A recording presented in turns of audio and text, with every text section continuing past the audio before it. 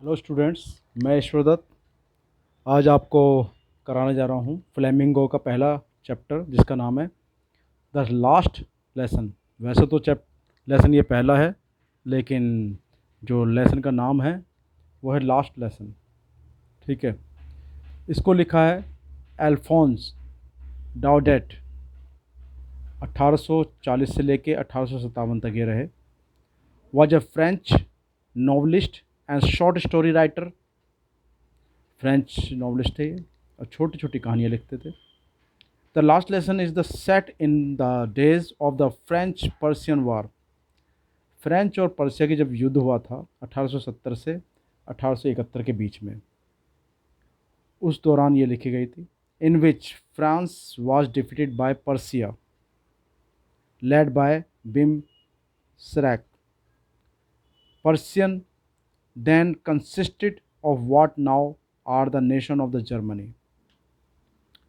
तो फ्रांस हार गया था यहाँ पर पर्सिया से। और पर्सिया देन कंसिस्टेड, पर्सिया ये कहा जा सकता है कि जो आज का जर्मनी है उसमें जो जो देश आते होंगे वो पर्सिया कहलाते थे। Poland and the Paris parts of the Austria.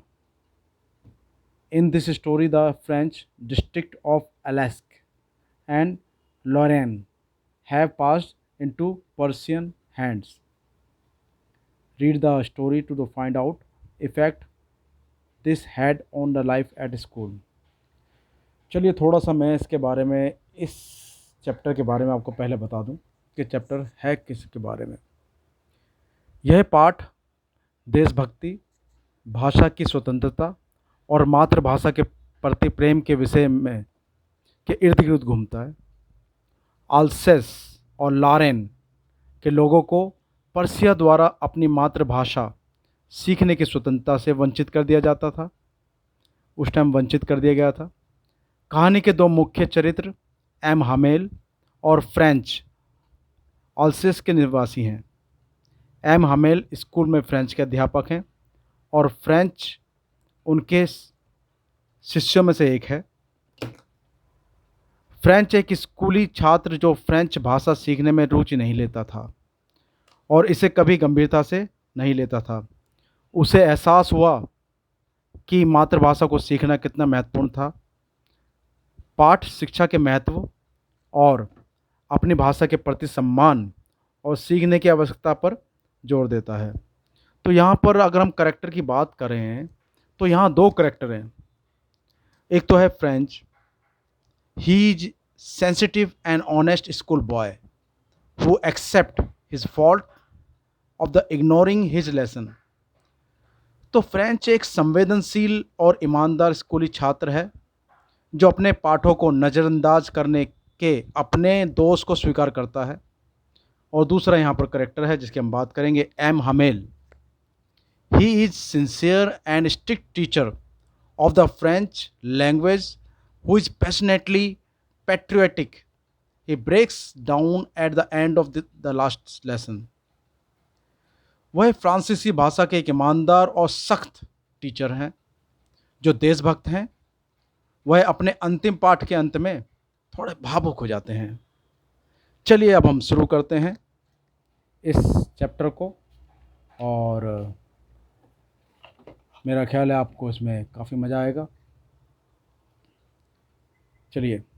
I started for school very let that morning and was in great dread of the scolding, especially because M. Hamel had said that he would question us on participle, and I did not know the first word about them।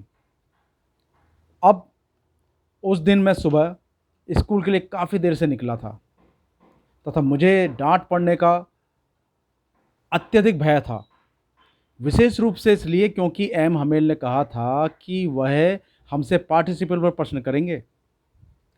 And I did not know the first word about them, और मुझे तो उसका पहला शब्द भी नहीं पता था पार्टिसिपल का।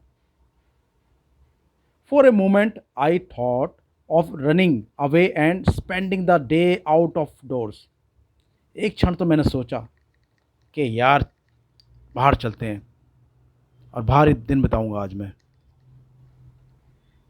इट वॉज सो वार्म, लेकिन गर्मी बहुत ज़्यादा थी।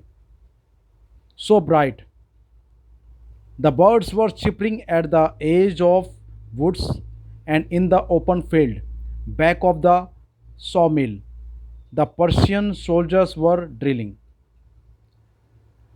अब जब मैंने एक क्षण के लिए भाग जाने का विचार किया, मैंने सोचा कि क्यों ना बाहर व्यतीत करा जाए दिन। तो मौसम गर्म व चमकदार था। जंगल के किनारे पक्षी चहचहा रहे थे तथा आरा मिल के पीछे खुले खेत में पर्सियन जो सोल्जर थे वो ड्रिल कर रहे थे, यानी कि अभ्यास कर रहे थे। It was all much more tempting than the rules for participants, but I had the strength to resist and hurried off to school.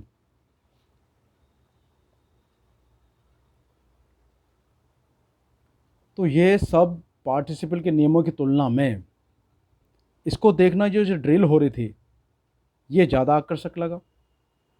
लेकिन मुझ but I had strength to resist and hurried off to school. लेकिन मुझ में आत्मसंयम की शक्ति थी और मैं स्कूल की ओर तेज़ी से चल पड़ा। When I passed the town hall, there was a crowd in front of the bulletin board. जब मैं टाउन हॉल के पास से गुजर रहा था तो सूचना पट ये बुलेटिन बोर्ड वहाँ पर लगा हुआ था कि सामने काफ़ी भीड़ लगी हुई थी। For the last 2 years, all our bad news had come from there. The lost battles, the draft, the orders of the commanding officers, and I thought to myself, अब जो ये भीड़ लगी हुई थी बुलेटिन बोर्ड के सामने, सूचना पट के सामने, तो पिछले 2 साल से तो हमें सिर्फ यहाँ से बुरी खबरें ही सुनने को मिल रही थी। ठीक है, जैसे कि हम लॉस्ट बैटल, पराजित युद्ध, द ड्राफ्ट, सरकारी दस्तावेज, commanding orders of the commanding officer, commanding अधिकारी के आदेश। And I thought to myself without stopping, बिना रुके मैंने मन ही मन में सोचा, what can be the matter now, यार ये मामला क्या हो सकता है, यहाँ पर क्या बात हो सकती है। तो ये हमारा पहला पैसेज ख़त्म हो गया। Then as I hurried by as fast as I could go, the blacksmith watcher who was there with his apprentice reading the bulletin called after me, don't go so fast, Bub, you will get to your school in plenty of time. अब मैं जितनी तेज़ जा सकता था मैं उतनी तेज़ चलने लगा और I could go the black Smith watcher वो वॉज देयर। अब वहाँ पर मैंने देखा कि पहले से ही लुहार जो है वहाँ पर था, चौकीदार था, जो अपने शिष्य के साथ सूचना पढ़ रहा था बुलेटिन बोर्ड पर। उसने मुझे पुकारा और कहा, डोंट गो सो फास्ट, इतनी तेज़ मत चलो लड़के, बब मीन्स लड़के, you will get to your school in plenty of time. भाई तुम्हारे पास तो पर्याप्त टाइम है स्कूल जाने का और स्कूल पहुंचने का, क्यों इतनी जल्दी जा रहे हो भाई। I thought he was making fun of me and reached M Hamel little garden all out of the breath. अब मुझे ऐसा लगा जैसे कि ये मेरा मजाक उड़ा रहे हैं और मैं जो है एम हमेल के बगीचे से होता हुआ हाँफता हुआ वहाँ जा पहुँचा। Usually when school began, there was a great bustle which could be heard out in the street. The opening and closing of the desks, lessons repeated in unison, very loud, with our hands over our ears to understand better, and the teacher's great rule ruler wrapping on the table. अब सामान्यतः जब school शुरू होता है, जब school खुलते हैं, there was a great बसल्स, तो अत्यधिक शोरगुल हुआ रहता है, हलचल मची रहती है, जिसे कि गली में भी सुना जा सकता है। The opening and the closing of the desk, डेस्कों के खुलने और बंद होने का शोर काफ़ी हुआ रहता है। लेसन रिपीटेड इन यूनिसन, अब जो लेसन है उसको ऊंचे ऊंचे स्वरों में दोहराया जाता है, जिससे कि हमें पाठ और अच्छी तरह से समझ सकें। Very loud with our hands over the our ears to understand better, and the teacher's great ruler rapping on the table, अब जो अध्यापक का जो रूलर है, वो डंडा जो है जिससे अध्यापक कंट्रोल करते हैं क्लास को, वो मेज पर बार बार खटखटाता था कि चुप हो जाओ बच्चों, जोर से मारता है वो। But now it was all so still, लेकिन अब बहुत शांति है, बिल्कुल शांत पड़ा है मामला। I had counted on the commotion to get to my desk without being seen, but of course that day everything had to be as quiet as Sunday morning. तो अब now it was so still, बहुत शांत था सब कुछ। अब मुझे अंदर जाना था, लेकिन शांति हो रही है। मैं सोच रहा था कहीं इधर उधर से निकल के अंदर पहुंच जाऊंगा, तो शांति थे। मैं उस शोरगुल को जो प्राय कक्षा में रहता था उस पर निर्भर था कि मैं बिना किसी को दिखे अपनी डेस्क तक पहुंच जाऊंगा, अपनी डेस्क तक मैं बिना किसी को दिखे आराम से पहुंच जाऊंगा। That day everything had to be as quiet as Sunday, उस दिन तो ऐसे शांत था सब कुछ जैसे कि आज संडे हो, इतना शांत था वहाँ पर। तो through the window I saw my classmates already in their places, and M. Hamel walking up and down with his terrible iron ruler under his arms. अब मैंने झांक कर देखा जब खिड़की से, तो मैंने देखा मेरे जो सहपाठी हैं वो अपनी अपनी जगह पर बैठे थे, और एम हमेल जो हैं वो अपने बगल में वो डंडा दबाए और वॉक कर रहे हैं इधर से उधर। I had to open the door and go in before everybody, अब मुझे कक्षा में प्रवेश करना था और उसके लिए मुझे दरवाज़ा खोलना पड़ता। दरवाज़ा खोल के मुझे खोलता तो मैं सबके सामने आ जाता। You can imagine how I blushed and how frightened I was. तो अब ये देखिए आप कि अपने भयावह लोहे के रूलर को दबाए कक्षा में जब टीचर इधर उधर घूम रहा था और मुझे दरवाज़ा भी खोलना था और सभी के समक्ष कमरे में प्रवेश भी करना था। आप कल्पना कर सकते हैं कि मैं कितना शर्मिंदा और कितना डरा हुआ था। तो कितना शर्मिंदा, ब्लश्ड मतलब शर्मिंदा, एंड फ्राइटेंड मीन्स डरा हुआ। But nothing happened. M Hamel saw me and said very kindly, go to your place quickly little Franz. But nothing है, लेकिन कुछ नहीं हुआ। एम हमेल ने मुझे देखा और कहा, बड़े दयालुता से कहा, जाइए और अपने स्थान पर बैठ जाइए लिटिल फ्रेंच। मुझे थोड़ा सा अटपटा लगा, और we were beginning without you, हम तो तुम्हारे बिना ही पाठ शुरू करने वाले थे।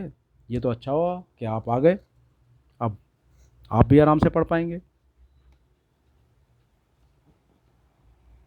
आई jumped over the bench and sat down at my desk, मैंने बेंच पर जंप करा और डेस्क पर जाकर बैठ गया।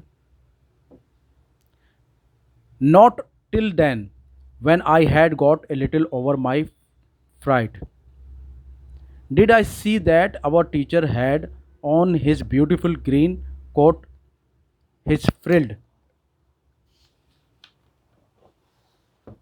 shirt and little black silk cap, all embroidered, that he never wore except on inspection and prize days. तो यहाँ पर ये कहता है, I jumped over ये तो the bench and sat down at my desk. Not till then, when I had got a little over my fright. अब मैं जो थोड़ा डरा हुआ था, अब मेरा डर धीरे धीरे वो ख़त्म होता गया। ठीक है। डिड आई सी, अब मैं क्या देखता हूँ, that our teacher had his beautiful green coat, कि हमारे अध्यापक ने अपना सुंदर हरे रंग का कोट, हिज फ्रिल्ड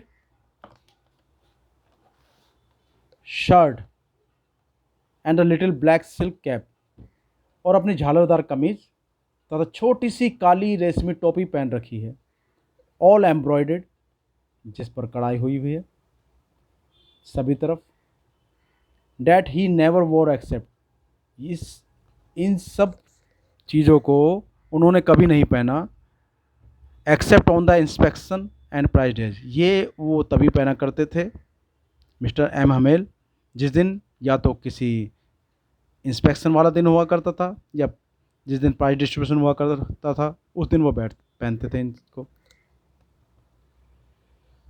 चलिए जी अब आगे देखते हैं। Beside the whole school seemed to so strange and solemn, आज जो स्कूल था वो काफ़ी असामान्य तथा शांत प्रतीत हो रहा था।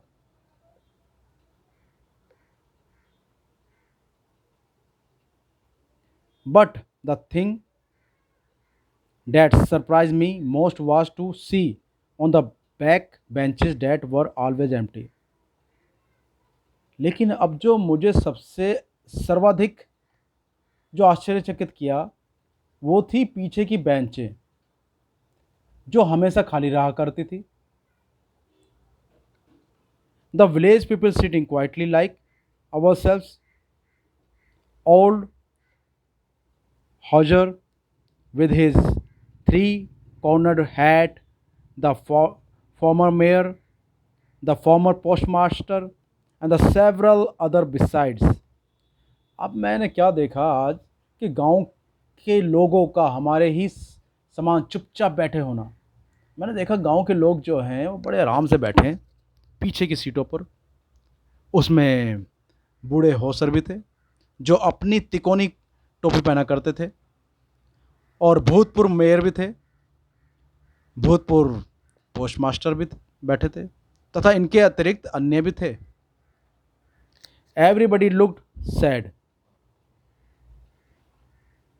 And Hauser had brought an old primer thumbed at the edge, and he held it open on his knees, with his great spectacles lying across the page.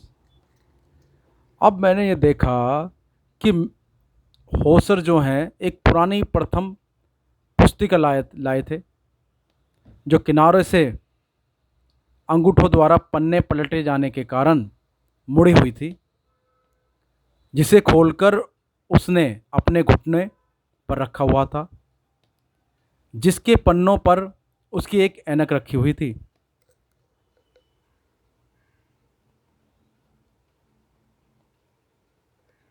अब while I was wondering about it all, M. Hamel mounted his chair, and in the same grave, the gentle tone which he had used to me, said, "My children, this is the last lesson I shall give you." अब जब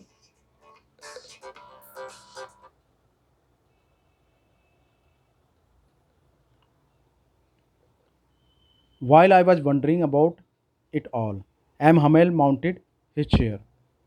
जब मैं इन सब के बारे में सोच रहा था तो एम हमेल अपनी कुर्सी पर बैठ गए, और उसी विनम्र और गंभीर स्वर में जो उन्होंने मेरे लिए प्रयोग किया था, कहा, मेरे बच्चों, यह आखिरी पाठ है जो मैं तुम्हें पढ़ाऊंगा। The order has The order has come from Berlin to teach only German in the school. अब ऐसा आदेश आया है बर्लिन से कि स्कूल में सिर्फ जर्मनी पढ़ाई जाए ऑफ अलास्क एंड लॉरेन। लॉरेन और अलास्क के स्कूलों में सिर्फ जर्मनी भाषा पढ़ाई जाएगी। The new master comes tomorrow, कल नया मास्टर आएगा। This is your last French lesson, आज जो तुम्हें ये अंतिम फ्रेंच का लेसन पढ़ाया जा रहा है। I want you to be very attentive, मैं चाहता हूँ कि आप इसको बड़े ध्यानपूर्वक पढ़ें। What a thunderclap these words were to me. अब तो ये जो था मेरे लिए बिल्कुल, ये शब्द मेरे लिए वज्रपात के समान थे। ओ wretches, that was what they had put up the town hall।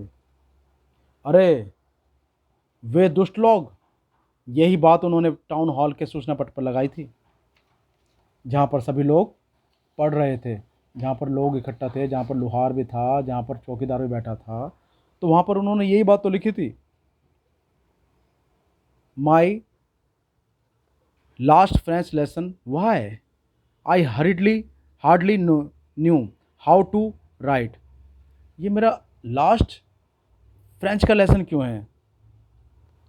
मैं तो अभी मुश्किल से ही आई नो लिखना जानता हूँ, लिखा भी नहीं जाता अभी तो मुझसे French.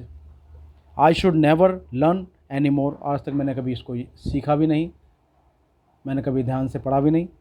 I must stop there then, यानी कि ये सब मेरा पाठ यहीं रुक जाएगा। Oh how sorry I was for not learning my lesson, मैंने अपना पाठ ढंग से याद नहीं किया, मुझे बेहद अफसोस है। फॉर सीकिंग बर्ड्स एग और going sliding on the Saar, my books that had seem such a nuisance a while एगो।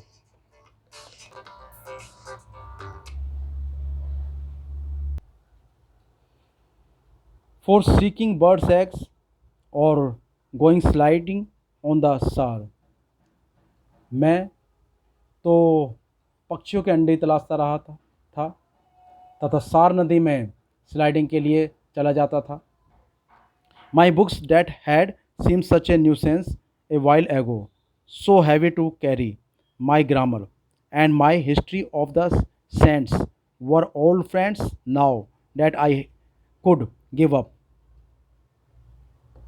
अब मेरी पुस्तकें जो कुछ समय पूर्व मुसीबत लगती थी,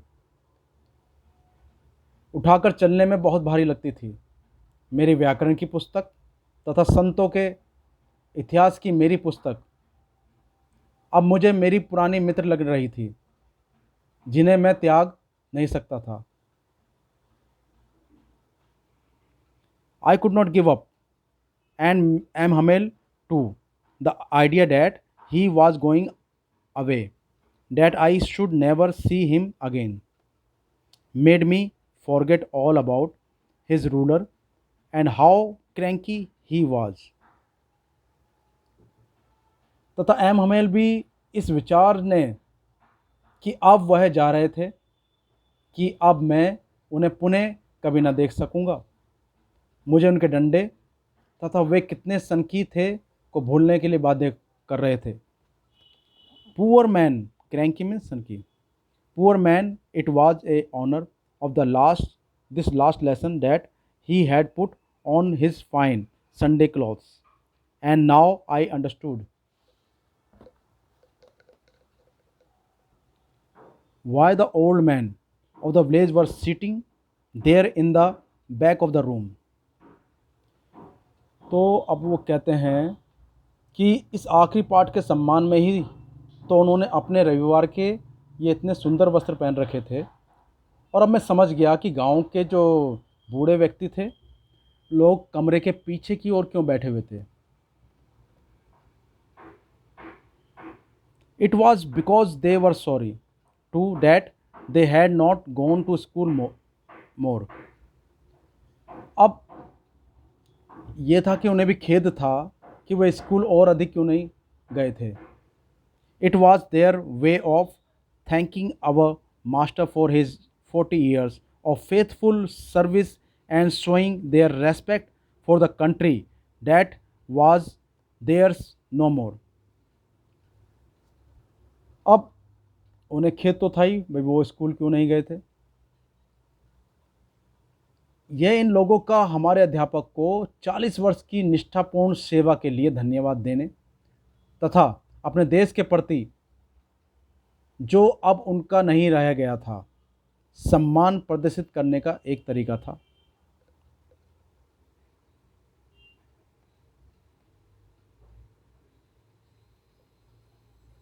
While I was thinking of all this, I heard my name called. It was my turn to recite। अब मैं अभी इन सब चीज़ों के बारे में सोच ही रहा था कि तभी मैंने अपना नाम सुना, मेरा नाम पुकारा गया। ठीक है। और मुझसे कहा कि भैया आप पार्टिसिपल के बारे में दोहराओ जो मैंने तुम्हें पढ़ाया है। मेरे सुनाने की बारी थी। What would I not have given to be able to say that dreadful rules for the participle all through, very loud and clear and without one mistake। अब जब मुझसे कहा गया कि आप पार्टिसिपल के नियम बताओ, तो मैं पार्टिसिपल के उस भयानक नियम को शुरू से अंत तक ऊंचे एवं स्पष्ट स्वर में बिना कोई गलती किए सुनाने के लिए क्या कुछ करने को तैयार न था। But I got mixed up on the first words and stood there holding on the my desk, my heart beating and not daring to look up. अब और वहाँ पर जो डेस्क जो रखी थी उसको पकड़ कर खड़ा रहा मैं।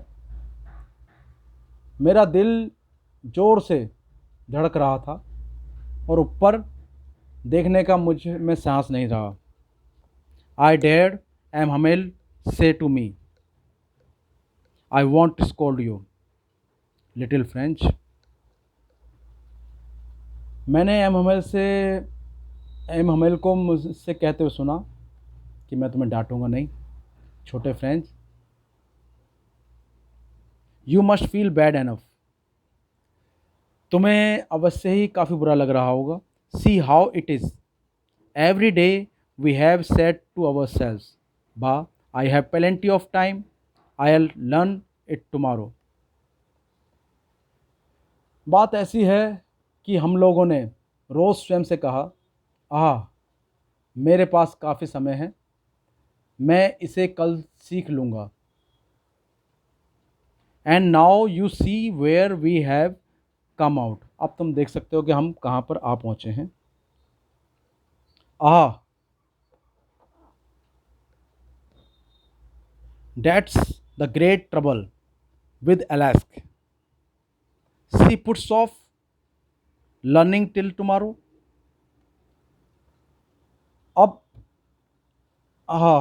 अलास्क के साथ यहाँ यही परेशानी है, यहाँ के लोग अपनी पढ़ाई को आने वाले कल पर छोड़ देते हैं। Now those fellows out there will have the right to say to you, how is it you pretend to be Frenchman and yet you can neither speak nor write your own language। अब परेशानी वाली बात यह है कि अब बाहर के लोग तुमसे ये कहने का अधिकार रखेंगे कि ऐसा क्यों है, तुम फ्रांसीसी होने का दावा करते हो लेकिन तुम फिर भी अपनी स्वयं की जो मातृभाषा है उसको ना तो पढ़ पाते हो ना लिख पाते हो। But you are not the worst poor little French. लेकिन मैं आपको एक चीज़ बता दूं कि तुम सबसे ख़राब नहीं हो छोटे French. We have all great deal to reproach our self with.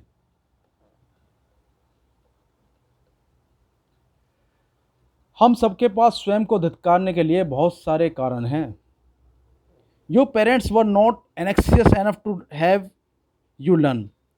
तुम्हारे माता पिता बहुत ज़्यादा उत्सुक नहीं थे तुम्हें पढ़ाने के लिए। वो नहीं चाहते थे कि तुम बहुत ज़्यादा कुछ सीखो। They prefer to put you to work on the farm और at the mill.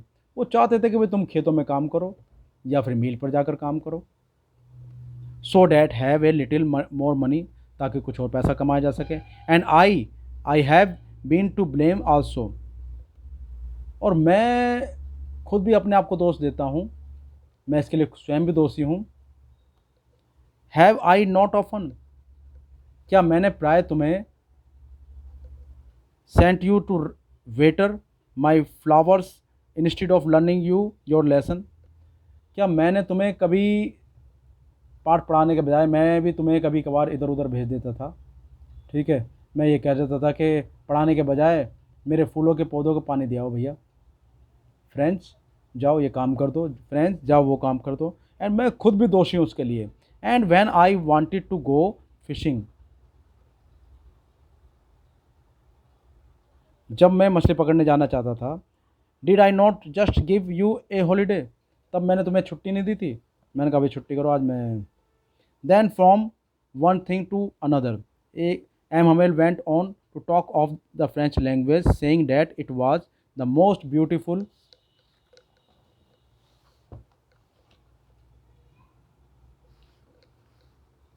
language in the world, the clearest, the most logical, that we must guard it among us and never forget it.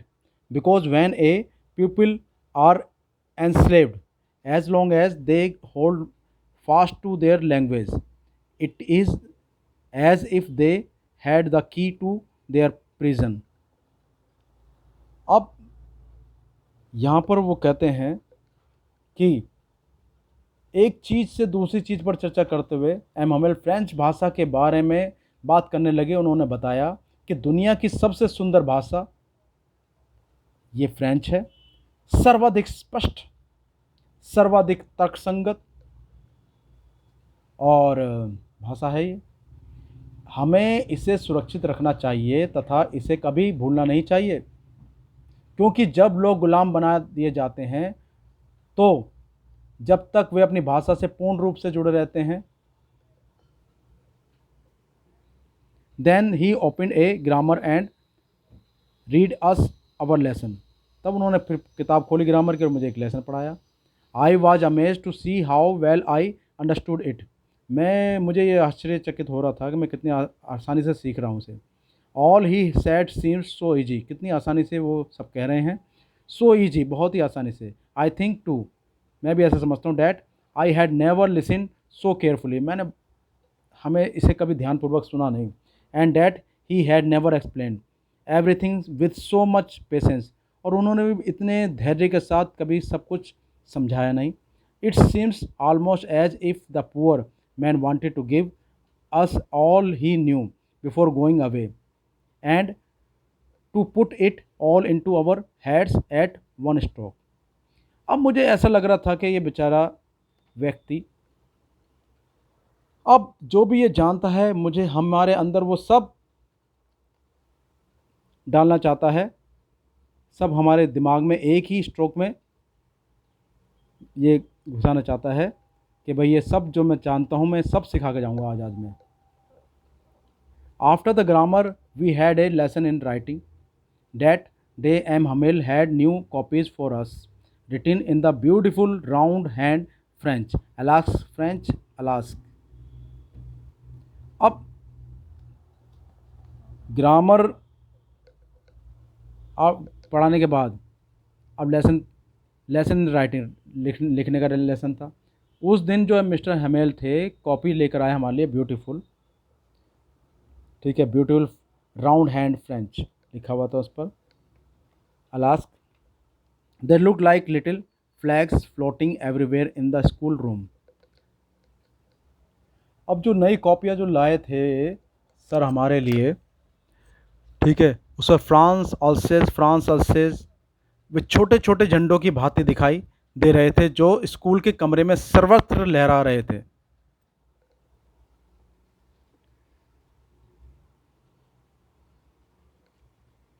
Everywhere in the schoolroom, hung from the road at the top of our desk. You ought to have seen how everyone set to work and how quiet it was. कितना शांति थी, सब कितने आराम से सब काम कर रहे थे। The only sound was the scratching of the pens over the paper. बस जो हम पेपर पर पेन से लिख रहे थे उसके स्क्रैचिंग की आवाज़ आ रही थी। Once some beetles flew in, but nobody paid any attention to them, not even the littlest one, who worked right on the tracing their fish hooks. अब इतनी शांति थी कमरे में कि सब अपने काम में लगे हुए थे, सब अपने काम पर ध्यान दे रहे थे। और अगर क्लास के अंदर कोई बीटल आ गया या ततैया आ गया कुछ, या मधुमक्खी आ गई, भंवरा आ गया कोई, तो उसकी उसकी आवाज़ पे भी ध्यान नहीं देता है। नहीं तो होता क्या है, अक्सर जब क्लास में कोई ततैया या वो आया तो बच्चे बड़े एक्साइटेड होकर उसका नाम लेने लगते हैं, ठीक। लेकिन उस दिन किसी ने ध्यान नहीं दिया और जो मछली पकड़ने के कांटों के चित्र खींचने में लगे थे,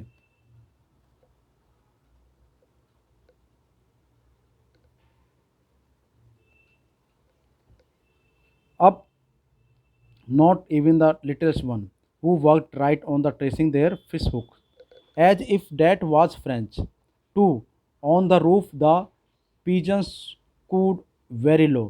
उस दिन तो जो कबूतर थे बड़े आराम से बोल रहे थे। And I thought to myself, will they make them sing in German, क्या वो आज जर्मन में गाना गाएंगे? इवन द पिजन्स, कबूतर भी। Whenever I looked up from my writing I saw M Hamel sitting motionless in his chair and gazing first at one things. अब मैं जब ऊपर मैंने सिर उठाकर देखा और जब मैं लिख रहा था तो मैंने देखा एम हमेल जो बैठे हुए हैं बिल्कुल उनमें हलचल नहीं हो रही है, बस एक ही चीज़ को घूरे जा रहे हैं वो। Then at another, as if he wanted to fix in his mind just how everything looked in that little schoolroom. तो अब बड़े ही वो गुमसुम बैठे हुए थे, किसी चीज़ पर ध्यान नहीं दे रहे थे, एक ही चीज़ पर टके टके लगाए वो देख रहे थे, फिर दूसरी चीज़ पर देखने लगते, जैसे कि वह अपने दिमाग में यह अंकित कर लेना चाहते हैं कि उस छोटे से स्कूल के कमरे में प्रत्येक वस्तु कैसी दिखाई देती थी।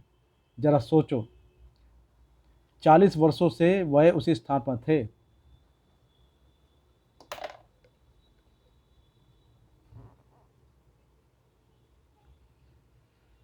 Fancy for 40 years. He had been there in the same place with his garden outside the windows and his class in front of him. Garden बाहर था और क्लास उसके सामने थी, just like that. Only the desk and the benches had been warm, smooth. The walnut tree in the garden were taller, and the hopvine that he had planted himself twined about the windows to the roof. अब खिड़की से बाहर उनका बगीचा था तथा उसके समक्ष उनकी कक्षा थी, सदैव ऐसी ही, सदैव डैश तथा बीच में घिस घिस कर चिकनी हो गई थी। बगीचे में अखरोट के पेड़ भी था जो पहले की अपेक्षाकृत अधिक ऊंचा हो गया था, और जो हॉप वाइन थी यानी कि एक लता होती है जो उन्होंने स्वयं लगाई थी, खिड़कियों से लिपटकर छत तक पहुंच गई थी। How it was have broken his heart, उसका दिल कितना टूट रहा है, टू लीव इट, इन सबको छोड़ते हुए। Poor man to hear his sister moving about in the room above packing their trunks for they must leave the country next day. उसकी उनकी जो बहन थी वो उसमें अपने संदूक में सभी कपड़े वगैरह उसमें रख रही थी क्योंकि आज उनको जाना था, और उसकी आवाज़ आ रही थी। तो अब क्योंकि अगले दिन उनको देश को छोड़ के जाना था, but he had the courage to hear every lesson to the very last.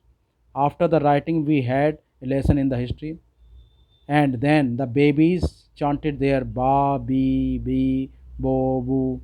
जो छोटे छोटे बच्चे थे फिर वो इनका रिसाइट कर रहे थे, बोल रहे थे इनको। आज हमारा लेसन था हिस्ट्री का।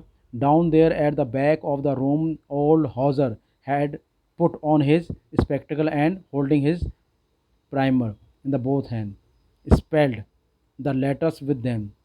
आज जो थे, जब पीछे हौसर बाबा जी बैठे थे, वो अपनी कायदा जो था, किताब जो थी, उसमें से कुछ पढ़ पढ़ कर कुछ लिख रहे थे, कुछ बोल रहे थे। You could see that he too was crying, his voice trembled with motion. उनकी जो आवाज़ थी उसमें भी कंपन था आज। ठीक है, आज वो ढंग से बोल भी नहीं पा रहे थे। And it was so funny to hear him that we all wanted to laugh and cry. और ये सुनकर बड़ा अचंभा हो रहा था, बड़ा फ़नी लग रहा था कि वो कह रहे थे आज हमें सबको हंसना चाहिए, चिल्लाना चाहिए। How well I remember it that last lesson. इस तरह से मुझे लास्ट लेसन याद रहेगा।